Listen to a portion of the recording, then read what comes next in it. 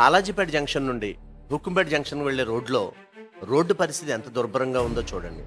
దీనివల్ల వాహన చోదకులు చాలా ఇబ్బంది పడుతున్నారు.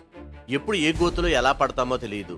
అదీగాక ప్రక్క నుండి పెద్ద లారీలు ఏమైనా వెళితే టైర్ల నుండి రాళ్ళు వచ్చే వాళ్ళకి తగలడం, గాయాల పాలవడం నిత్యకృత్యం అయిపోయింది.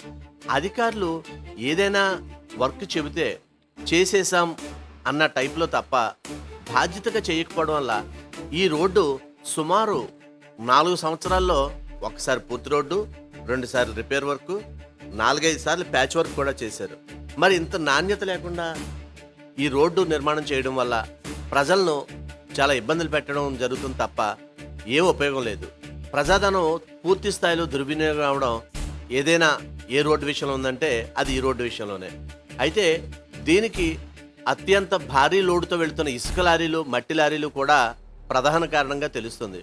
గత కలెక్టర్ గారు ఉత్తర్వులు కూడా జారీ చేశారట. ఈ రోడ్డులో పెద్ద లారీలు అంటే లోడు లారీలు తిరగడానికి లేకుండా లేదు, వేరే రూట్లో వెళ్ళండి అని చెప్పేసి.